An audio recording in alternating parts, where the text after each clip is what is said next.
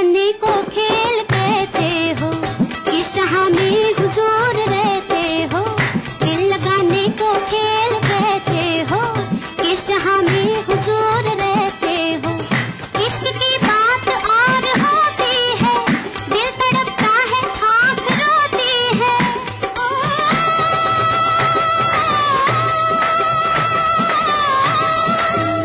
समझते हो हमें क्या, हम नहीं है रोने वालों में। समझते हो हमें क्या, हम नहीं है रोने वालों में। किसी से प्यार करके हम तो हैं खुश होने वालों में। ओए जली जली कलियों की किस्मत जली, ओए जली जली कलियों की किस्मत जली। के लगती है भंवरों की सूरत भली, के लगती है भंवरों की सूरत भली। ओए चली चली कैसे हवा ये चली, ओए चली चली कैसे हवा ये चली। के भौरे पे मरने लगी है कली, के भौरे पे मरने लगी है कली।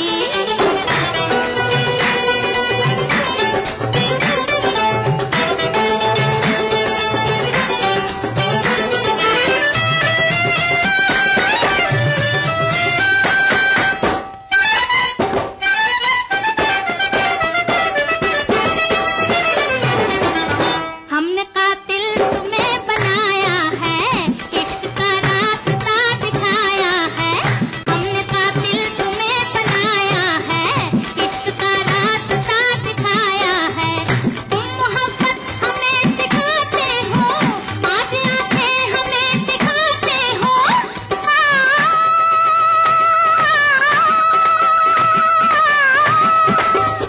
मोहब्बत हो अगर सच्ची सुबह खामोश रहती है, मोहब्बत हो अगर सच्ची सुबह खामोश रहती है। यह वो शम्मा जो फानूस में रूपोश रहती है। वो चली चली कैसी हवा ये चली, वो चली चली कैसी हवा ये चली। के भौरे पे मरने लगी है कली। भूले बिसरे गीत प्रोग्राम का आज का एक खास एपिसोड हम एक ट्रिब्यूट के रूप में पेश कर रहे हैं शमशाद बेगम को। ये सिलसिला अभी जारी रहेगा एक छोटे से ब्रेक के बाद। फसल पक के तैयार थी, सामने परचवी थाली रखी थी, लेकिन बीच में वो हमारी थाली हमसे छिन गई। किसान की मेहनत बर्बाद हो गई। ये संकट जरूर आया है, सरकार आपके साथ खड़ी है। आरबीसी के सारे नियम हमने बदल दिए बहनों और भाइयों। पहले हमने 8,000 थी तो बढ़ा के 10,000 रुपए प्रति हेक्टेयर की थी। फिर मेरा मन नहीं माना, मुझे लगा कम है, तो फिर हम 12,500 रुपए प्रति हेक्टेयर तय किया। लेकिन आगे जाके मैंने खेत और देखे तो बर्बादी और ज्यादा दिखी। और इसलिए बहनों और भाइयों, जिनका 50% से ज्यादा नुकसान फसल में हुआ है, उनको 15,000 रुपए प्रति हेक्टेयर की दर से राहत की राशि दी जाएगी। ये हिंदुस्तान में कहीं नहीं। जिनका 50% नुकसान है वो 100% नुकसान माना जाएगा। सर गेहूं चना में तो 15,000 रुपए प्रति हेक्टेयर, लेकिन धना में 25,000 रुपए प्रति हेक्टेयर की दर से राशि दी जाएगी। जो प्रभावित किसान हैं, जिनकी फसल पूरी तरह बर्बाद हो गई है, कि उनसे कर्जे की वसूली स्थगित कर दी जाए। जो अल्पावधि ऋण है वो मध्यावधि ऋण में परिवर्तित कर दिया जाएगा। और अगले साल से जब फसल आ जाए तो 3 साल में दे देना, लेकिन उसमें भी मूलधन देना। ब्याज तो मामा पहले ही भरने का काम करेगा, उसकी चिंता मत करना। हमने ये भी तय कर दिया है कि बिजली के बिल भी वसूल नहीं होंगे, सरकार भी पूरा माफ कर जाएगा। और जो बिजली का मूल बिल है आधा हम सरकार की तरफ से भर देंगे और आधा 10 किस्तों में 5 साल में आप भर देंगे। हमने तय किया है बहनों और भाइयों, किसान डिफाल्टर नहीं होंगे और उनको खाद बीज का बरसात की फसल का कर्जा भी 0% ब्याज पर ही देने का काम किया जाएगा। लेकिन केवल फसल की राहत नहीं, आकाश से जो बिजली गिरी 29 जाने चली गई, उनके परिवार को 1.5 लाख रुपया हर परिवार को राहत की राशि देंगे। गाय बैल भैंस अगर वो मरे हैं तो 16,500 रुपया की राशि उस पर भी दी जाएगी। भेड़ बकरी मरे 1,650 रुपया उसके भी हम देने का काम करेंगे। और अगर मुर्गा मुर्गी भी मर गए हो तो 40 रुपया मुर्गा मुर्गी के और उनके चूजे को 20 रुपया वो भी। 1 फ्लैट और करोड़ों के इनाम खरीदिए वेक्टस ग्रुप के गंगा, वाटरवेल, वेक्टस पानी की टंकियां और पाइप। तमाम रोशनी के बीच जिसमें पल के नहीं झपका, जो लगातार चला रेड कारपेट पर बिना विश्वास डगमगाए, जिसकी शोहरत ने छुआ बुलंदियों को पूरे हफ्ते। मैं पराग छापेकर उस कार को लाऊंगा आप तक। दिल से हर रविवार दोपहर 3:30 बजे। मध्य प्रदेश की विकसित होती सड़कें अब गांवों से दूर नहीं। मध्य प्रदेश के विकास पुरुष मुख्यमंत्री शिवराज सिंह चौहान ने मध्य प्रदेश के सभी गांवों को 12मासी पक्की सड़कों से जोड़ने की योजना जो लागू कर दी है। मुख्यमंत्री ग्राम सड़क योजना के तहत राज्य के 500 से कम आबादी वाले सामान्य गांवों और 250 से कम आबादी वाले अनुसूचित जनजाति बहुल गांवों में 12मासी सड़कें निरंतर बनाई जा रही हैं। अब तक करीब 1600 किलोमीटर लंबी 879 सड़कें बन चुकी हैं। ये नए रास्ते गांवों को शिक्षा, चिकित्सा और रोजगार से जोड़ने में मील का पत्थर साबित हो रहे हैं। पहले यही अंतर था कि हमारे यहाँ रोड नहीं था, आने जाने की जो सुविधा है वो नहीं था। जैसे मान लो अगर रोजगार जाना है ये भी परेशानी, और बच्चों को स्कूल भेजना है ये भी परेशानी, अस्पताल अगर जाना है तो ये भी परेशानी। अब कोई परेशानी नहीं, रोड बन गया और आम जनता को आराम मिल गया। मध्य प्रदेश में खेती को लाभ का धंधा बनाने के लिए जो बहुमुखी पहल की गई है, मुख्यमंत्री ग्राम सड़क योजना इस दिशा में किसानों के लिए नई राहें खोल रही है।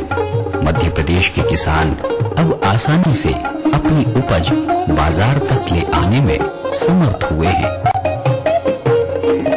आओ बनाए अपना मध्य प्रदेश। दिन भर क्या बनी खबर, क्या बन रही है खबर, छत्तीसगढ़ी अंदाज में रणनीति राजनीति की, जनजीवन की चमकती छवि से प्रतिबिंब जन चेतना का, राजधानी के राजमार्ग से सुदूर जिलों की गुमनाम गलियों की, हमर जिंदगी की सारी खबरें हमर छत्तीसगढ़ में। देखिए इस समय पर।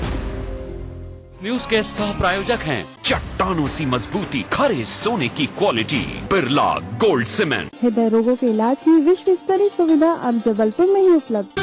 जेपी सीमेंट अंदर से 150 जिला में से बुंदेलखंड का एक अहम तारीखी जिला, सागर डिवीजन का एक अहम हिस्सा और दमोह जिले का एक क्वार्टर भी है। लेकिन आजादी की इन 65 सालों की अगर हम बात करें तो हमारी सरकारों ने इसकी तरक्की के लिए वो कारनामे अंजाम नहीं दिए जिसकी इसको जरूरत थी। मुसलमानों का पॉलिटिक्स में सिर्फ नामो निशान वोट लेने तक के लिए है। सियासत ने भी नुकसान पहुंचाया, सियासतदानों ने भी नुकसान पहुंचाया, लेकिन चूंकि हम अपना नुकसान होते देखते रहे।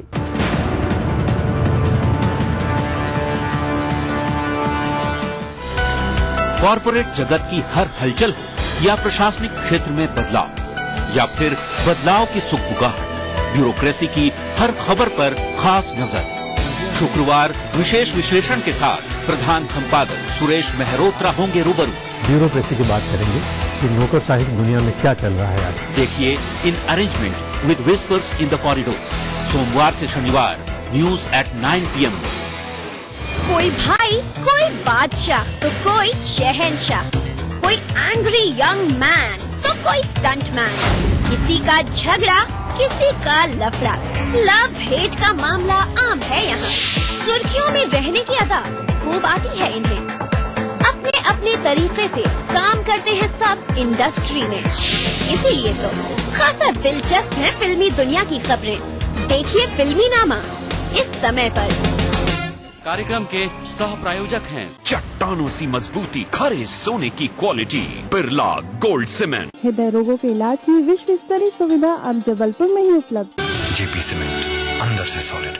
जिसमें हो दम वही होता है चैंपियन। Prism champion cement. दिन भर खबरें जो बनाते हैं, जहां बनती हैं, जिनसे शुरू होती हैं, जिनसे जुड़ी होती हैं। रात 9 बजे सबकी नजर टिकी होती है न्यूज एट 9 PM पर, दिन भर की खबरों का अपडेट। इस न्यूज के सह प्रायोजक हैं जेपी सीमेंट अंदर से सॉलिड। हृदय रोगों के इलाज की विश्व स्तरीय सुविधा अब जबलपुर में ही उपलब्ध। चट्टानों सी मजबूती, खरे सोने की quality, Birla gold cement. Aqua safe, जो कर दे आपके पानी को pure and safe.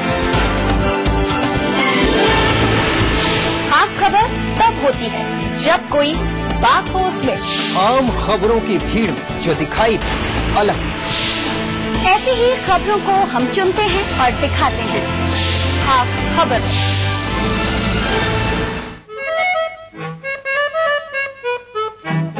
Shamshad Begum के मुंबई पहुंचने से पहले ही उनकी दिलकश आवाज की खनक वहां पहुंच चुकी थी। प्रोड्यूसर दिलसुख पंचोली उस समय अपनी फिल्म बाबर बना रहे थे। फिल्म के म्यूजिक डायरेक्शन का काम उन्होंने गुलाम हैदर को दिया और जाहिर है गाने का मौका शमशाद को मिलना था। प्रोड्यूसर पंचोली ने तो बेगम का स्क्रीन टेस्ट भी ले लिया था और वो चाहते थे वो फिल्म में एक्टिंग भी करें, लेकिन बेगम के अब्बू नहीं माने। बहरहाल फिल्म बाबर के गाने इंस्टेंट हिट हुए और इसी के साथ हिट हो गई शमशाद बेगम मुंबई में।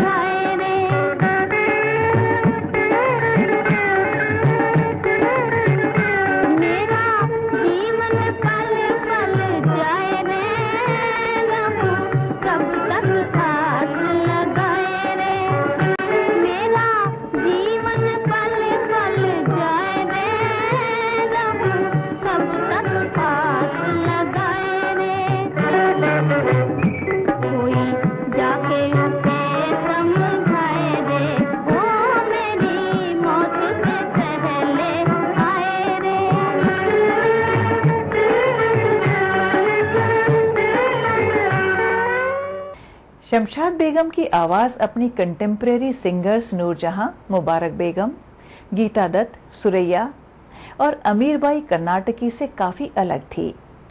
संगीतकार ओपी नैयर बेगम की आवाज की तुलना मंदिर की घंटियों से किया करते थे। मशहूर कंपोजर नौशाद साहब अपनी सफलता में बेगम का बड़ा हाथ मानते थे।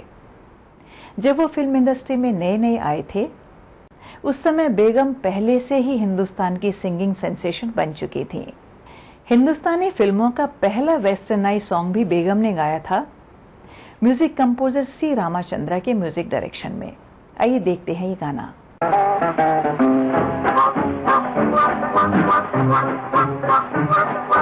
मेरी जान संडे के संडे, खाना मेरी जान संडे के संडे, मेरी जान संडे के संडे, खाना मेरी जान संडे के Sunday. I love you, ooh yeah, I love you,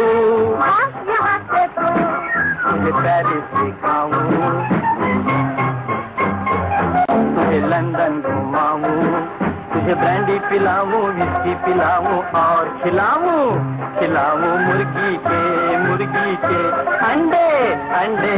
खाना मेरी जान संडे के संडे।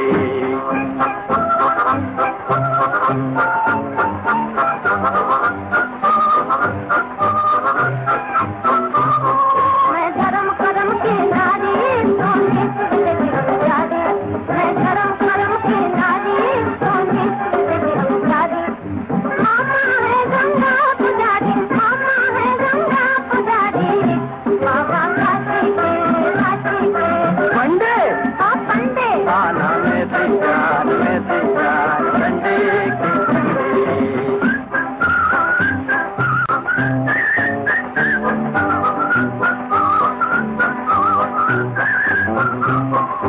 आओ हाथों में हाथ ले वॉक कर रहे हम। आओ स्वीट आपस में टॉक कर रहे हम। अरे हट सैया मेरा परवाना है, मारे जंग हजार, आहा मारे जंग हजार। सैया मेरा परवाना है, मारे जंग हजार, आहा मारे जंग हजार। भाग जाएगा बेसुम बंदर देगा जो ललकार, भाग जाएगा बेसुम बंदर देगा जो ललकार। मारे गिन के डंडे डंडे। खाना में जब बेगम 15 साल की थीं, तो उन्हें गणपतलाल बट्टू नाम के एक शख्स के साथ मोहब्बत हो गई, जो कि एक हिंदू थे। घर वालों के तमाम विरोध के बावजूद बेगम ने उनके साथ शादी कर ली। जब बेगम 35 साल की ही थीं, तो एक रोड एक्सीडेंट में बट्टू की मौत हो गई। बेगम अपने आखिरी वक्त तक अपनी बेटी उषा और जवाई कर्नल रात्रा के साथ मुंबई में रहीं। उनकी बेटी का कहना है कि बेगम जब अपने जमाने की टॉप सिंगर थीं, तब भी वो ग्लैमर से हमेशा दूर रहीं। बेगम कभी बिजनेस वुमन नहीं बन पाईं। वो एक आर्टिस्ट थीं और अपने आखिरी वक्त तक आर्टिस्ट ही रहीं। और आर्टिस्ट कभी नहीं मरते।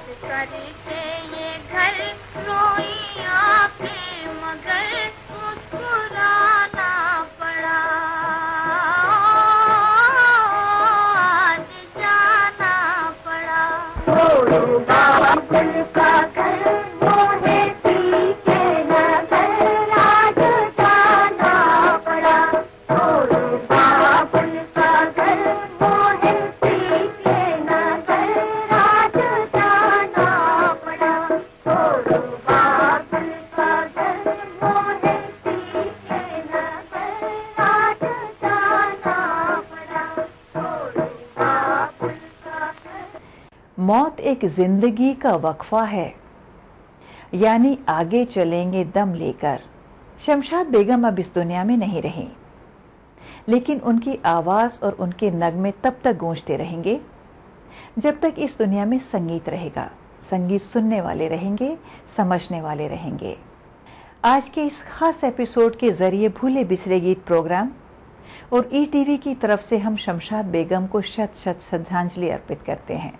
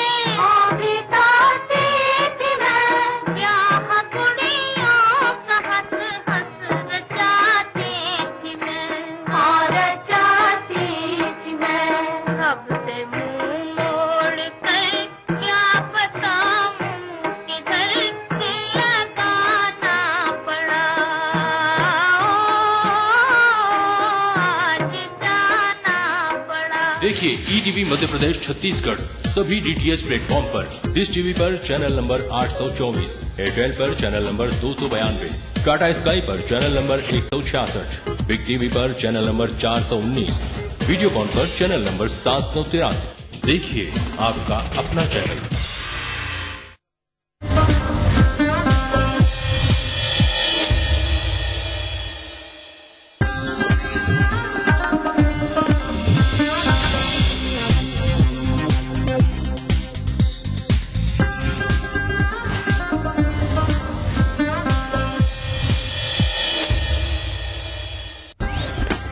भोपाल के तंबूरी मैदान में आज लगेगी मजदूर पंचायत। प्रदेश के लाखों मजदूर होंगे शामिल। चुनाव से पहले जनता को रिझाने में जुटी शिवराज सरकार।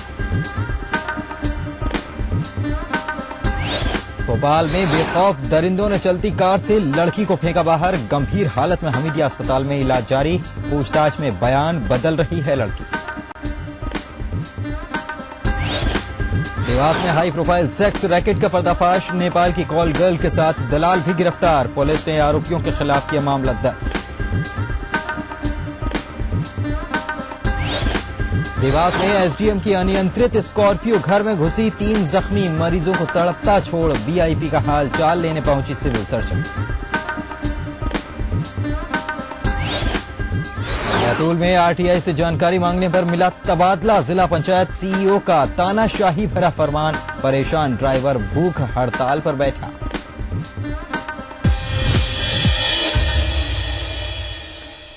नमस्कार, अपने एमपी में आपका स्वागत है। आपके साथ मैं हूं पुनीत मिश्रा। देवास की सबसे पहले बात करेंगे, जहां पर शनिवार की देर रात 2 अलग अलग सड़क हादसों में 3 युवकों की जान चली गई, जबकि 6 लोग इसमें जख्मी हो गए हैं।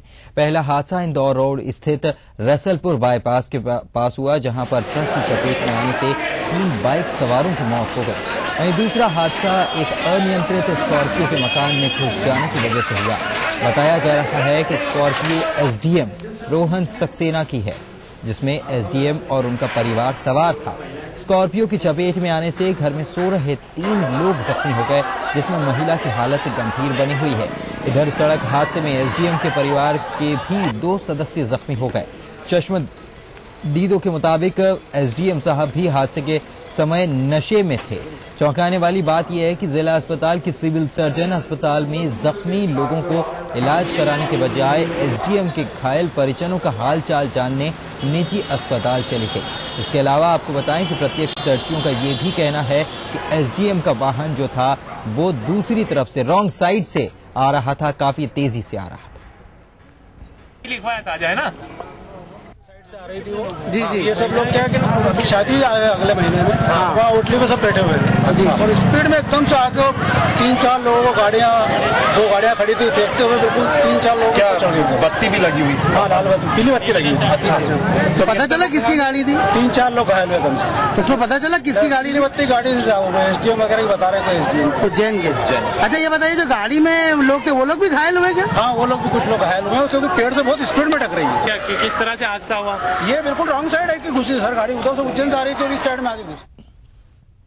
और इसी खबर पर बात करेंगे देवास संवाददाता शारिक अख्तर से। शारिक, प्रत्यक्षदर्शियों का कहना है कि एसडीएम की गाड़ी है और रॉन्ग साइड से आ रही थी, काफी तेजी से आ रही थी। खबर यह भी है कि एसडीएम नशे में इस गाड़ी को चला रहे थे, जिसकी वजह से यह दुर्घटना हुई है, हादसा पेश आया। 3 अन्य लोग जख्मी हैं, उनके परिवार के लोग भी जख्मी हैं। क्या एसडीएम का टेस्ट कराया गया, मेडिकल टेस्ट कराया गया, जिससे ये साफ हो सके कि वो नशे में गाड़ी चला रहे थे या नहीं? देखिए पुनीत जी, कल ये जो हादसा हुआ है उसमें कल पूरे जिला प्रशासन की भूमिका लीपापोती की नजर आई। हम आपको बता दें कि जब एसडीएम साहब गाड़ी चला रहे थे तो उनके साथ के जब अस्पताल में भी हम उनको कवरेज करने गए तो उन्होंने, उनके जो परिजन, उनके जो साथ वाले थे, उन्होंने भी पुलिस तक को वहां आने से रोका और हमारे कैमरों को भी रोका। और यहाँ तक ये भी बात सामने आ रही है कि वहां पे इस हादसे के बाद आक्रोशित भीड़ ने गाड़ियों पर हमला किया और कहीं ना कहीं ये भी पता चल रहा है कि ये जो एसडीएम और उनके परिजन जो बीमार घायल हुए वो लोगों की मार की वजह से घायल हुए। लेकिन पूरे मामले को पुलिस और जिला प्रशासन लीपापोती कर रहा है और पर्दा डाल रहा है। पुलिस शारिक, लीपापोती की जा रही है, पर्दा डालने की कोशिश की जा रही है, लेकिन क्या ऐसे खबर मिल रही है कि एसडीएम का मेडिकल भी कराया जा सकता है, मेडिकल टेस्ट भी कराया जा सकता है, जिससे पता चले कि शायद वो नशे में थे या नहीं थे? क्या इस बारे में कुछ कदम उठाए जा रहे हैं या इसको भी, इस बात को भी छुपाने की भरसक कोशिश की जा रही? अमूमन इस तरीके के जब हादसे होते हैं तो जो आरोपी होते हैं, चालक होते हैं, उनका सारा परीक्षण किया जाता है। लेकिन कल रात पूरा उल्टा नजर आया। एसडीएम को एक निजी अस्पताल में उनके परिजनों को भर्ती किया गया।